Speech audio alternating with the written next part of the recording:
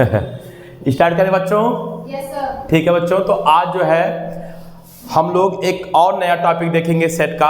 अभी तक हम लोग सेट की कहानी के सिलसिले को शायद पिछले क्या बोलते हैं वीडियो लेक्चर में आपने देखा होगा कि डिसजॉइंट सेट क्या होता है, ये मैं आपको बता दिया था। Yes sir. कि डिसजॉइंट सेट क्या होता है। बेटा मैं आप लोगों को डिसजॉइंट के बाद ये भी बताया था कि इंटरसेक्टिंग सेट क्या होता है और ओवरलैपिंग सेट क्या होता है। खैर इंटरसेक्टिंग सेट और ओवरलैपिंग सेट ये दोनों सेट एक ही है। हाँ ना बोलो यार। हाँ सर। आज बच्चों हम लोग देखेंगे दो सेटों का अंतर, यानी कि हम लोग दो सेट के बीच में बेटा डिफरेंस देखेंगे। ठीक है बेटा? अच्छा, एक बात मैं जरूर आपको कहूंगा, ठीक है ना, और बार बार कहता हूं कि आप लोग पीछे के सारे लेक्चर्स को देखकर ही इस लेक्चर्स को देखिए बेटा, क्योंकि हर एक लेक्चर कहीं ना कहीं पिछले लेक्चर से कनेक्टेड होता है बेटा। क्योंकि मैथ एक ऐसा सब्जेक्ट है कि आप उसको कहीं बीच से नहीं पढ़ सकते हो, और अगर आप केवल बीच से पढ़ रहे हो तो कहीं ना कहीं वो रटी रटाई चीजें हैं, और हमको मैथ्स में रटना नहीं है बेटा, क्योंकि मैथ्स एक ऐसा सब्जेक्ट है जहाँ रट नहीं सकते हैं। खैर रटना तो कोई भी सब्जेक्ट नहीं चाहिए, लेकिन मैथ्स स्पेशली कभी रट के पढ़ाई नहीं होता है। मैथ्स एक प्रकार से एक गेम है, और ये गेम आप तभी समझ पाओगे अच्छे से जब आप स्टार्टिंग से एक एक करके चीज़ों को पढ़ोगे, वो भी समझ समझ के, तभी जाके आपका अगला टॉपिक आपको बहुत अच्छे समझ में आएगा, क्योंकि पिछला टॉपिक आप बहुत अच्छे से पढ़ के गए हो। ठीक है, तो ये बात आप जरूर हमेशा ध्यान रखिए। और अगर आप मैथ्स में वास्तव में इंटरेस्ट रखते हैं तो आप समझ रहे होंगे कि मैं क्या कहना चाहता हूँ। ठीक है बेटा? तो ये बात हम आपको हमेशा कहेंगे कि आप अगर सेट पढ़ रहे हैं तो बिल्कुल क्या बोलते हैं पीछे के लेक्चर्स को देख लीजिए, पहली बात। और दूसरी बात यह है कि अगर आपका सेट बहुत अच्छे से तैयार है तो अगला चैप्टर जब मैं रिलेशन एंड फंक्शन पढ़ाऊंगा तो उसमें बहुत ज़्यादा इसका यूज आएगा। ठीक है बेटा? तो ठीक है, तो आज हम लोग एक छोटा सा फिर टॉपिक है, वो छोटा सा टॉपिक देखेंगे कि दो सेटों का मतलब डिफरेंस क्या होता है, कैसे निकालेंगे। और कल के वीडियो लेक्चर में हम लोग क्या बोलते हैं ये दो सेटों के डिफरेंस पर और डिसजॉइंट सेट पर कुछ न्यूमेरिकल क्वेश्चंस देखेंगे, यानी कि जो इसके बाद वाला क्या बोलते हैं, बैठ जाओ, ठीक है, जो इसके बाद वाला जो लेक्चर बनेगा उस लेक्चर में केवल न्यूमेरिकल क्वेश्चन होगा। ठीक है बच्चों? तो ठीक है बच्चों, आप लोगों से मतलब हमेशा हमारा यही गुजारिश रहेगा कि आप लोग बिल्कुल मेहनत करें, पढ़ें, क्योंकि बेटा एक बात बार बार बोलूँगा कि कोई भी व्यक्ति जिस फील्ड में जितना अधिक टाइम देगा उसी फील्ड में वो आगे बढ़ते जाएगा। बस ये एक बहुत फैक्ट बात है। जिस भी फील्ड में आप टाइम दोगे उस फील्ड में आपको आगे जाना है, चाहे वो कोई गेम हो, आप गेम में टाइम देकर देखो आप आगे जाओगे, मैथ में टाइम देकर देखो आप आगे जाओगे। बात समझ में आया ना? इसी प्रकार से अगर किसी बुरे काम में आप टाइम देकर देखो बुरा बनते जाओगे। तो मेरे कहने का मतलब यह है कि सफलता कहता है कि उसके लिए कुछ स्पेशल नहीं करना है, बस सिर्फ और सिर्फ आपको उसमें टाइम देना है, चीज़ें खुद ब खुद बनती जाती हैं। ठीक है ना? तो ठीक है, खैर ये सब बातें तो होती रहेंगी। ठीक है ना? तो बच्चों आप लोग जल्दी से हेडिंग लिखो कि डिफरेंस ऑफ सेट्स। क्या लिखोगे बच्चों? Difference of sets. ठीक है, डिफरेंस ऑफ सेट्स, जिसकी हिंदी होगी बच्चों, नीचे लिख दूं क्या?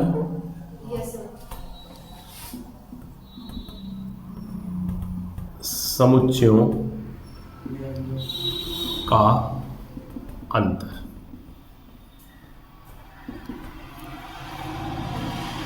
ठीक है बेटा?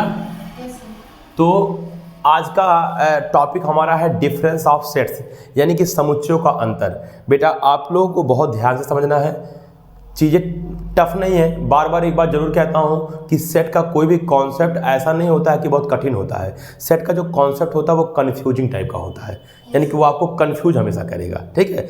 तो ये चीज़ें हैं, और अगर आप बेसिक से हर चीज़ें बहुत क्लियर करके पढ़े हो तो फिर आपको बहुत इंटरेस्ट भी आएगा सेट में। ठीक है बेटा? ठीक है, देखो अंतर का मतलब क्या हो गया। जैसे बच्चों पहले मैं एक दो एग्जाम्पल लूँगा और उस एग्जाम्पल के थ्रू पहले इसके कॉन्सेप्ट को मैं आपको समझाऊँगा, और जब वो आपको पूरी तरह समझ में आ जाएगा, हमको ऐसा लगेगा कि हाँ हम मतलब क्या बोलते दो चार एग्जाम्पल लेके आपको मतलब समझा सके हैं, तो उसके बाद उसी चीज़ का मतलब मैं डेफिनेशन लिख दूंगा। खैर कभी भी आप ये जान लीजिए मैथ में कोई डेफिनेशन नहीं पूछता है, हमेशा मतलब क्वेश्चंस ही पूछेगा, लेकिन फिर भी अगर हम एक नोट्स तैयार कर रहे हैं तो डेफिनेशन इसलिए लिख लेते हैं कि इसकी वजह से इन फ्यूचर जब हम पीछे पलट के देखें कहीं हमको सेट की कॉन्सेप्ट भूल रही है, पीछे पलट के देखें तो हमको लगे कि हाँ यार मतलब क्या बोलते हैं, पढ़ के ही हमको समझ में आ जाए कॉन्सेप्ट क्या है। इसलिए नोट्स बनाने के लिए हम डेफिनेशन लिखेंगे, ठीक है ना। बहुत छोटा सा टॉपिक है, बस तुरंत हो जाएगा। देखो बेटा, जैसे बच्चा एक बार टाइम देखिए कितना होगा, बस टाइम हमको बता दीजिए। 45 बस बहुत समय, हम तो करीब 5 मिनट का ठीक है। देखो बेटा, जैसे मान लो मैं एक सेट लिया ए, कोई दिक्कत, नो सर। एक सेट में ए लिया, मान लो बेटा इसमें कुछ एलिमेंट्स मान लिया, मान लो 2 4 6 8, कोई दिक्कत। नहीं सर। और एक सेट लिया मैं बी, एक सेट में बी ले लिया, मान लो इसमें मैं ले लिया 1 2 3 4, कोई दिक्कत। No sir. ये मैं ले लिया 2 4 6 8, ये मैं ले लिया 1 2 3 4, ठीक है। ये मैं 2 सेट ले लिया। अब देखो, अगर मैं बात कर दूं ए माइनस बी की, किसकी बात कर दूं?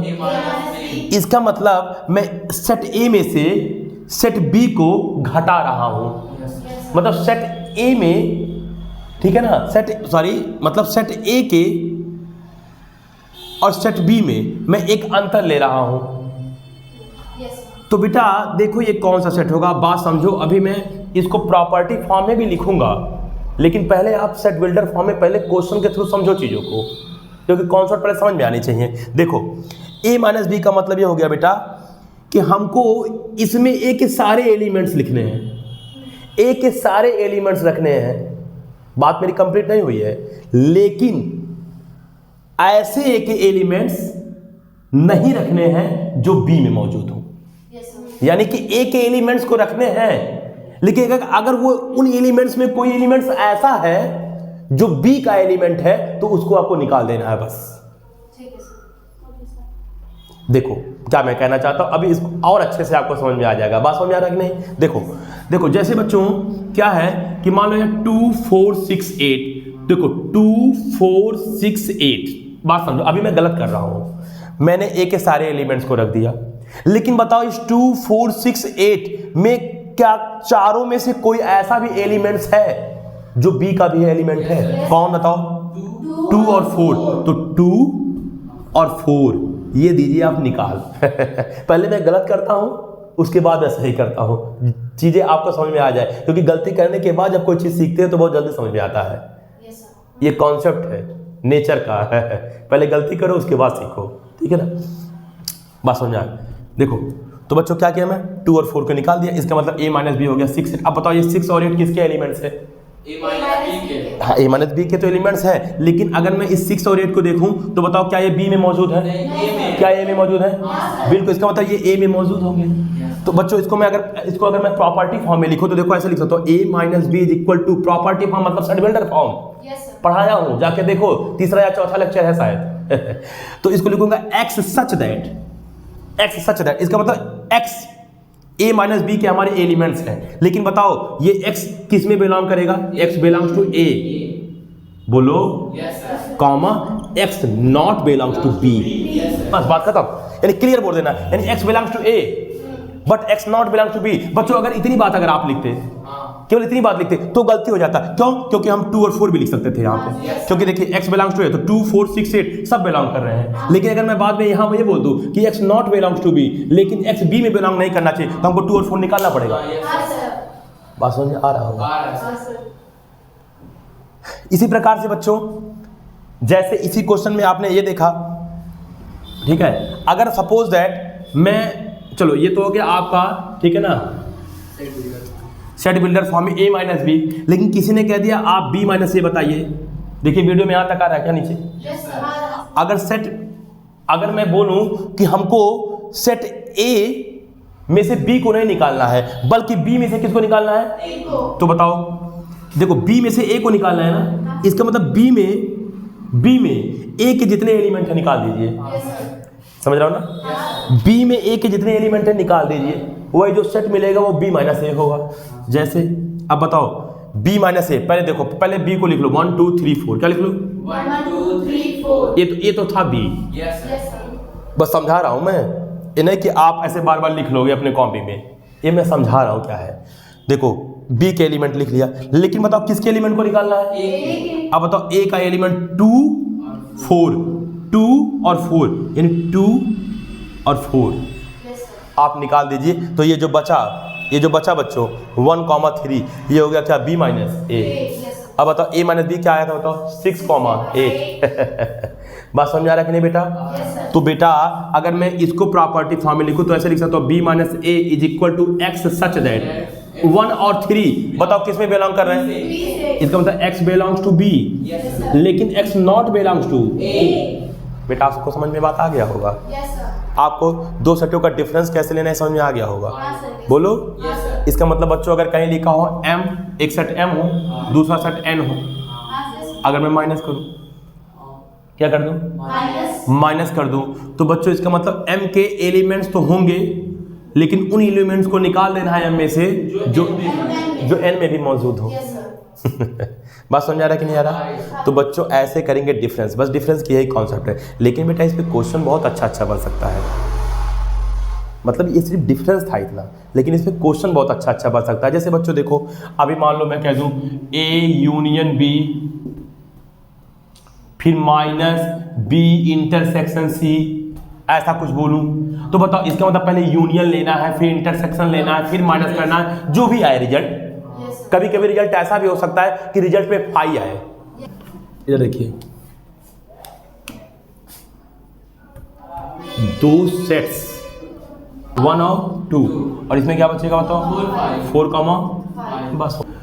ठीक है बच्चों, तो आप लोग इधर देखिए, मैं यहाँ पे डेफिनेशन भी लिख दिया हूँ, जो अभी कुछ देर पहले मैं आपको समझाया बेटा, वही चीज़ मैं डेफिनेशन में लिख दिया हूँ। देखो बेटा एक बार फिर समझा दे रहा हूँ, दो सेट्स A व B का डिफरेंस A माइनस बी, अगर दो सेट हैं उनका डिफरेंस A माइनस बी है, ठीक है। आगे देखो, A माइनस बी ऐसे एलिमेंट्स का सेट होगा, यानी कि ऐसे एलिमेंट्स का सेट होगा जिसमें B के अलावा A के सभी एलिमेंट्स उपस्थित होगा, यानी कि A माइनस बी में A के तो सभी एलिमेंट्स मौजूद होंगे, लेकिन उसमें B का एक भी एलिमेंट्स उपस्थित नहीं होना चाहिए। इसीलिए मैं लिखा हूं B के अलावा A के सभी एलिमेंट्स मौजूद होना चाहिए, ठीक है बेटा। अब देखो, अर्थात A minus B is equal to x such that x belongs to A में से B को घटा रहा हूं, इसका मतलब जो ये एलिमेंट्स है वो A में बिलोंग करना चाहिए, लेकिन A माइनस बी का एक भी एलिमेंट B का नहीं होना चाहिए। यही चीज़ मैं सिमिलरली B माइनस ए के लिए भी लिख दिया। और बच्चों यहाँ पे आप देखे होंगे एक एग्जाम्पल के थ्रू वही बात समझा दिया। यहाँ A माइनस बी किया तो देखो 1 2 आया, 3 को हटा दिया क्योंकि 3 B का एलिमेंट है, B के एलिमेंट्स को निकाल दिया। और जब B माइनस ए किया तो B के एलिमेंट्स को तो रहने दिया, लेकिन जो A का एलिमेंट्स था उसको निकाल दिया। तो बेटा ये हो गया दो सेट्स का डिफरेंस। तो बेटा हमको उम्मीद है कि ये बहुत टफ टॉपिक नहीं रहा होगा, आपको जरूर समझ में आया होगा। और अगर आपको समझ में नहीं आया है तो वीडियो को एक बार दो बार जरूर आप रिपीट करके देखिए, तब तक देखिए जब तक आपको समझ में नहीं आ जाए। ऐसा मत करना कि इसको छोड़ो यार, हटाओ, नहीं समझ में आया, अगला टॉपिक देखो, बिल्कुल आ जाएगा, ठीक है ना। एक बार दो बार देखोगे तो बिल्कुल आ जाएगा, ठीक है बेटा। तो ठीक है बच्चों, आज के लिए बस इतना ही। तब तक के नमस्कार, फिर मिलेंगे चलते चलते, नाम तो सुना ही होगा।